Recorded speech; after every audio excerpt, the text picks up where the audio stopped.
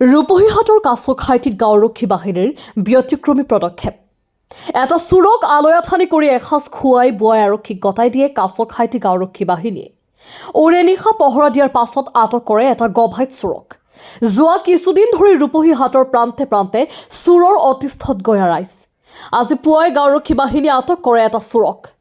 চোৰৰ পৰা বিভিন্ন কাঁহ পিতলৰ মূল্যৱান সামগ্ৰীসমূহ জব্দ কৰে আৰক্ষীয়ে। নিউজ ডেস্ক ৰিপৰ্ট, সামগুৰি লাইভ।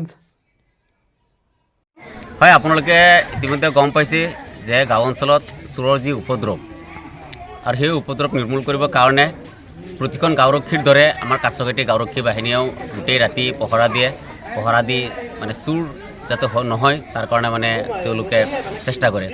আজি গোটেই ৰাতি পহৰা দি মানুহখিনি ঘৰত গৈছে। ঘৰত যোৱাৰ অলপ পিছতে আমাৰ গাঁওৰক্ষী বাহিনীৰ এজন সদস্য সি খুব পুৱাতে উঠি গ'ল। উঠি যোৱাৰ পিছত তেওঁ গম পালে যে চুৰিৰ কিছু সামগ্ৰী লৈ পেলাই মানুহ এজন গৈ আছে।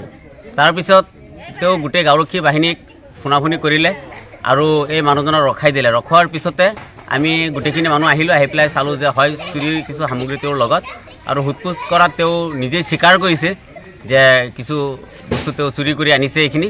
আৰু যিহেতু আমি চিনিব পাইছোঁ যে এই ল'ৰাজনে আৰু আগতেও তেওঁ চুৰি কৰিছে।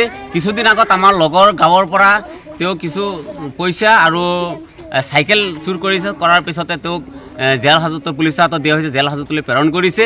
আৰু ঠিক আজি আমাৰ গাঁৱতে আহি পেলাই তেওঁ চুৰি কৰিছে। চুৰি কৰাৰ পিছতে আমাৰ গাঁওৰক্ষী বাহিনীয়ে তেওঁক আটক কৰি পেলাই ইতিমধ্যে কোনেও মাৰধৰ কৰা নাই, কিন্তু তেওঁক আটক কৰি পেলাই পুলিচক খবৰ দি পেলাই কাৱৈমাৰী আৰক্ষীৰ হাতত তেওঁলোকক গতাই দিছে।